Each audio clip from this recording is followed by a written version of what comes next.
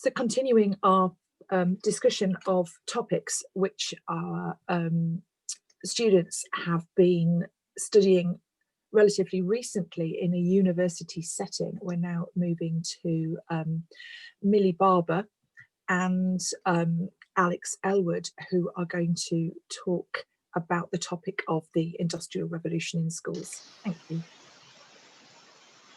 Just because this is on record now, the way that we've interpreted this assignment is we've done quite specific examples from our Placement 1 schools.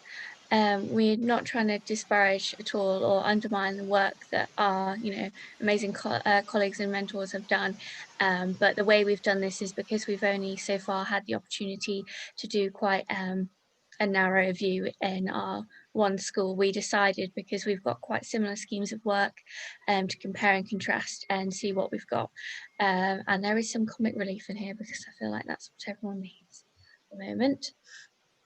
Okay, so I'll pass over to Alex because his placement school is Archbishop Holgate's.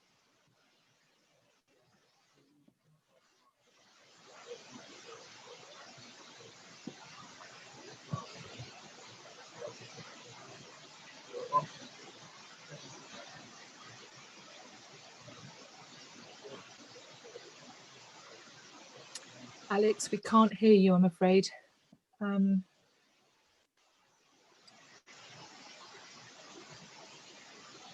We're getting quite a bit of background noise, but can't hear you.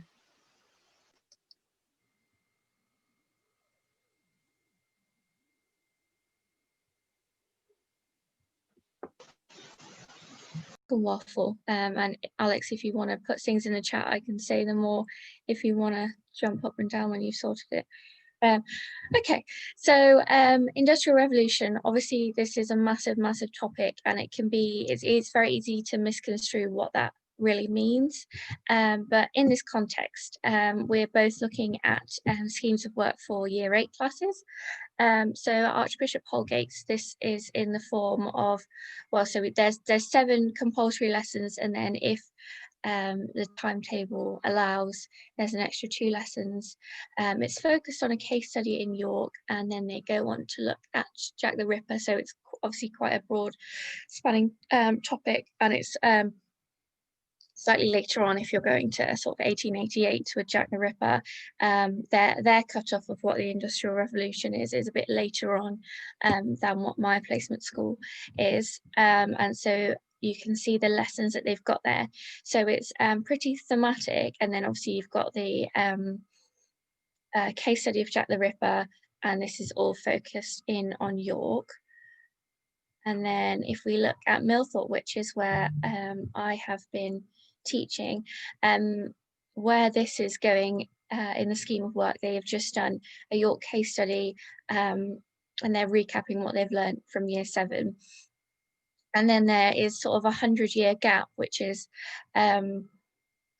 filled from Civil War, and that's a plugging the gap thing, and then it's linking straight on from the Agrarian Revolution, which is given 2 lessons, and then it's quite a broad spanning topic, not as thematic, I would say. It's sort of just it's very timeline based, and there's quite a few inquiry questions that go throughout, and it's very what, why, where, who, how, which then follows on to a written assessment, which is a 2-paragraph task and a knowledge test in lesson 5, and then the case study, we've got a Luddite role play lesson where they each take parts, and they do sort of an acting exercise, if you will, and then Industrial Manchester, so a factory in Manchester, is also used as a case study as key area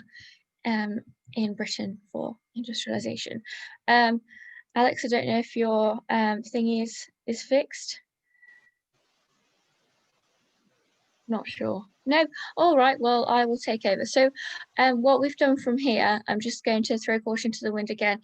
We have commented on these schemes of work and how we've seen them in action so far.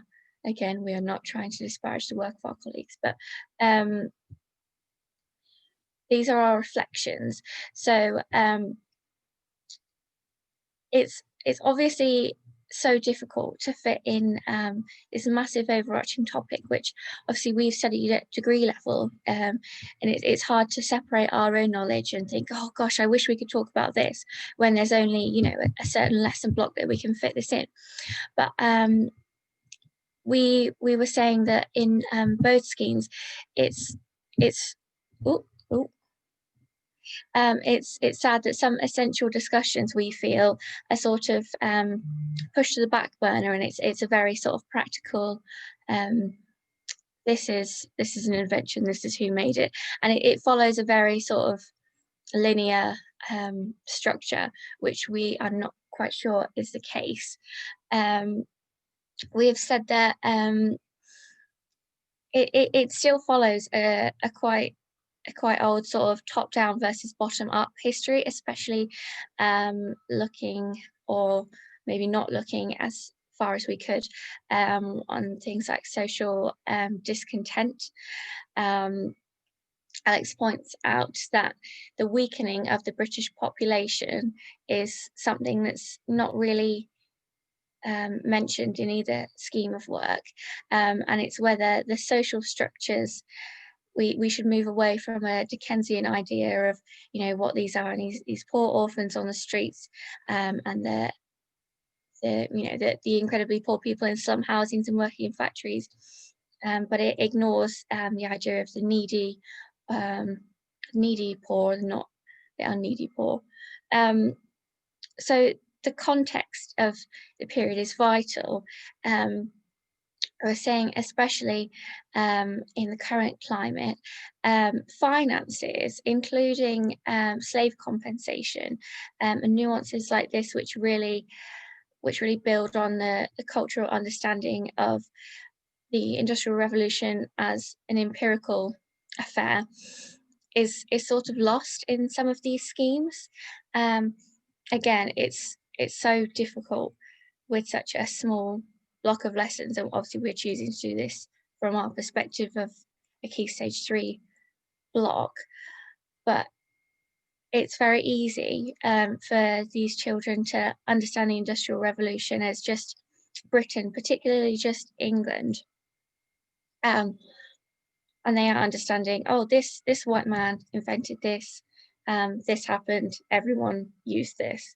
So instead of this, we could be really missing some key points in politics, economics, international relations, for 19th century England, and how other massive parts of history shaped what is understood here as the Industrial Revolution. So again, if we're focusing on the poor, it's so easy to stereotype this again as a Dickensian view, and it's quite strange, because in the lessons that I've been able to view in action, going from Civil War, that's the last thing that the Year 8s I've seen have done, and obviously that's very top down, and so it's kind of bizarre that this this very dated approach to the Industrial Revolution looks at the impact of these poor people without actually looking at the politics that's going on and why things were happening, the reactions from the government on these, you know, these social discontent uproars and things, and it sort of doesn't link the two together, and it's kind of a strange one, because most of history up to that point is very focused on important leaders, important individuals, and the important individuals in this aren't necessarily seen as the social uprisers, so the leaders of the Chartist movement, for example. It's it's a strange flipping on the head of what has been taught up to that point in our experiences. I'll move on. I think it's so easy, because there's such an archaic stereotype, to use a very narrative style when teaching the Industrial Revolution, because it's most probably the easiest to access, and obviously there is so much source material that we can use, and we've had the privilege of seeing teachers use so many different things, and that's something that they've done really, really well. They've used images and texts from historians, but a lot obviously plugging into the idea of a very different childhood in Victorian England. We've used in class some of those images from text and stuff aimed at children. So that's been great, but I think at that point it comes to a head that it seems very much like a story, and that's not the kind of history that we want to be promoting to our young people, because then we are not offering them alternative interpretations, and that's not really fair to their understanding of history, in our opinion. Also, one of the sequences we've seen, it categorizes the agrarian revolution directly with the industrial revolution. So in that sense, you're limiting the understanding of the industrial revolution as, okay, so it's just a widespread understanding of what happened in England. There's really not much mention of other places in the British Isles. And so if you're categorizing this as, okay, a widespread social and geographical change, again, you lack the information and the links between the politics and the economics, the international relations and empire, which really is, half of the story.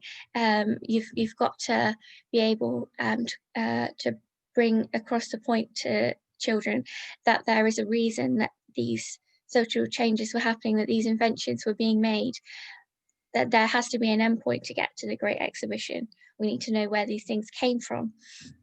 Going on from that, in one of the schemes, it's really sad to say that for Empire, only a single slide in the scheme of work is dedicated to Empire, and that's on tea production, which I think is not really, is not good enough. We need to do better in 2020 to really deliver, 2021 now, to deliver to children, and to make sure that every child feels adequately remembered, and it's not enough for us to just look at Empire in this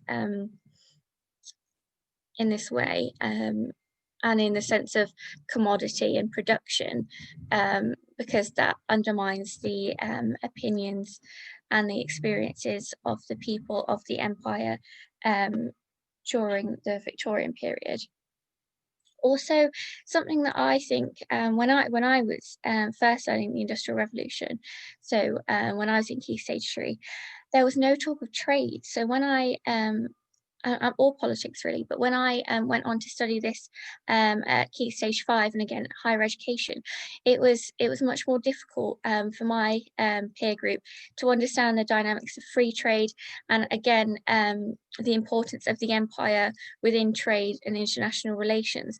So if that's something that we can try and plug into these children, it doesn't have to be very technical, because it's not, unless you're an economic historian, but to really bring in these dynamics of wider issues and world history, you're going to get a much better and more well-rounded understanding of history. Also, we commented on the choice of case studies, and we were saying, obviously, in one of the examples, they're using York case studies, which is great. And then another one, which is also great because the school has previously done a York case study. They've gone as far as Manchester and used a case study there. And the Luddites, obviously, they were based in the Midlands. So they're giving good overviews, but they are missing, again, the fact that it's not just England in Britain. And an example, I'm not saying this is any more important, but the example of crofters in the Scottish Highlands, they didn't have electricity and they didn't have any of these newfangled inventions until 1900. And so to give the illusion to children that all these inventions, as soon as Jethro Tull got a seed drill, everyone was using that, is and with these timelines that we've seen in these schemes of work, is sort of not really an accurate picture of what happened. So it's tapping back into that narrative style, and arguing that there needs to be a more in-depth look at, okay, well, this happened, but how did this happen? Why did this happen? How did this affect different people in different parts of the British Empire, and why? Okay, so I hope you enjoy this nice meme. So yeah, very important, and obviously we're going to take this into our assignment too. For our teaching standards 3 and 4, we really need to be doing the best that we can to improve our subject knowledge and broaden our schemes of work. Especially, I mean, we could use a really good example of Colston and the statue falling. We need to do more. In this instance, we can bring in more from slave trade, and we can bring in more to liberate these enslaved peoples through our telling of their history. So we've got key areas for improvement and change. Hope you like this other meme. I thought we needed some comic relief. So role of empire. Obviously this has been already touched on by a couple of other groups. I know other people have talked about it, but within this context, we need to make sure that we are doing the most to acknowledge the economic implications of trade and empire and commodity, and really be able to understand the incredible work that the enslaved people were doing, and how the legacy of them affects the British person today, the British people today. Again, wider context for social change. Again, what politics were going on behind the scenes, what political leaders and the only key individuals we're really seeing in these sorts of studies are, the white male inventors. So we really need to be doing a bit more in terms of key individuals. Another meme for you. We need to try to move away from the very sort of turn to the 20th century top-down versus bottom-up views on Industrial Revolution. So, and I've got some bits in the bibliography to sort of signpost you to those. Because if we just look at Industrial Revolution from a socio-economic viewpoint, that does lean into the stereotypes, and therefore this topic, it's so easy to just think, oh my goodness, this is such a primary school topic. There's only so much you can learn about inventions, but if you sort of look past that to the wider story, the bigger story, the politics,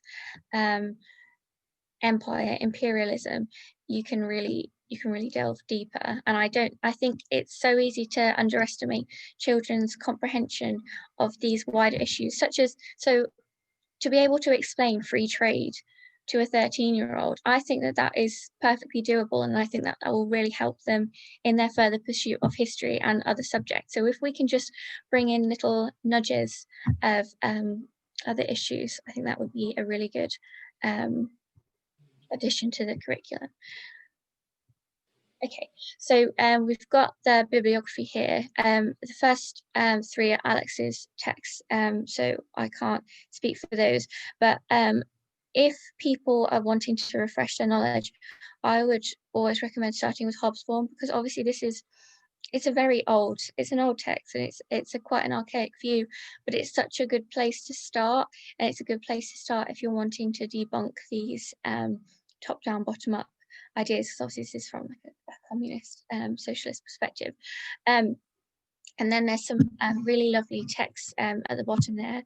Obviously these will be linked on the G Drive, so Africans and the Industrial Revolution in England, that's really fantastic for looking at minority groups, not just in the colonies, but also in Britain, and stories of women during the Industrial Revolution. That is lovely, especially after hearing the last presentation from Chelsea and Becky. That's another lovely example of looking deeper than just women loomers sitting in their homes and then going to the factories and looking after their poor children with cholera. It really digs a lot deeper than that, and that's a really positive story to tell. I think that's it. Unfortunately, Alex couldn't have brought his sparkle to the presentation, but I hope I've managed to cobble through it. Yeah, thank you. Thank you both of you. Alex, I'm so sorry we haven't been able to hear you speaking, but thank you both of you for massive input there. It is fascinating to have your reflections on a vast topic, and as Alex has added in the chat here, so let's have a look at it. Overall, his suggestions would be to cover more of the context, especially more controversial histories such as Ireland and slavery, how you can understand the Industrial Revolution without discussing the abolition of the slave trade and the slave compensation fund, the largest government payout until perhaps furlough. You can cover the true scale of the Industrial Revolution by looking at who profited from this fund, what they spent it on, and most importantly, why. And furthermore, there is also a tendency to focus on the poor as if they are one homogenous group, but can grocers be placed in the same group as beggars or those in the workhouse? Is this a true reflection on their lives? It needs to be considered as a top-down view of the poor and why that is the case. Thank you, Alex, for adding that into the chat, and I hope that's reflected your input. I think you bring some really important things in, and as we can see, local schools using the tried and tested approach of the local approach one way through the vastness of the topic, and also using the idea that Natalie Keston developed of plugging gaps, but that we all struggle with this as history teachers because of its vastness, and to get across the chronology and the process and the breadth of it geographically is a massive challenge. As you were talking, I was really struck by how comprehensively you brought out the concept of trade, and I think certainly that's somewhere I went wrong when I was teaching. It was not to spend long enough realizing how kids don't understand the concept of trade. Why would they? And the time Exactly. needs to be put into there. I think that was really well brought out. And yes, the challenges that have happened perhaps more recently, and James Walvin is going to talk to us about this, sometimes this term to history nerds, and I recommend you come to this, about the connections between the empire and the industrialization, and indeed that economic underpinning of industrialization, that international relations underpinning, that imperial context which all makes industrialization possible. As you were talking, I was wondering whether a question, how did working people respond to the changes of industrialization, might actually allow the people's voices to come out in relation to their responses politically, but also their responses in terms of developing cooperative societies and their responses in developing working class cultures, which are so much a part of life in Britain, for example, across the north of England, but also in many other parts of the country as well. And I was very much struck that possibly another approach is to find one of those gorgeous interrupting stories. So to put in a story at the beginning, which is quite well developed, and I know Simon Bendry does this with the First World War as well, a person's experience of industrialization, and then keep referring back to that person or community's experience and say, so how typical was this? Where are the differences? Where are the similarities? Perhaps to keep that grit in the oyster of how the simplistic story inevitably that has to be presented in schools is not the whole story, because we've always got this tension between the importance of story and the importance of story for understanding, and the danger of that becoming seen as something which then cancels out similarity and difference, or overrides varied interpretations, or makes change and continuity harder to see. And I think you brought out all those tensions brilliantly and suggested some responses for us in what is a very difficult topic because of its utter vastness. So thank you. I think sorry, Helen, could I just say, I think a fantastic way that that's done, so sort of the narrative you can keep going back to, is Roundtree study, especially in York. That's a fantastic study, and you can then go on to compare to other studies of town life, and you can even go as far as I think it's 1910, Jack London's People of the Abyss, and see you've got some lovely excerpts from that, and you can see what happened then and what happened now. That's a 60-year period of individuals' lives. That's quite a nice one to use. Thank you. That's really helpful, because I think I'm right in saying that I speak for quite a lot of teachers of sort of my generation and a bit younger, that this wasn't something we necessarily did at university so much, because it was a study that had been done in the times of, and obviously I'm generalising here, but Hobsbawm's generation and the social and economic generation, and then it's sort of come back now in relation to the studies in relation to colonialism, and I think perhaps we've all got a gap in our understanding, so it's proving very, very helpful, this. Thank you.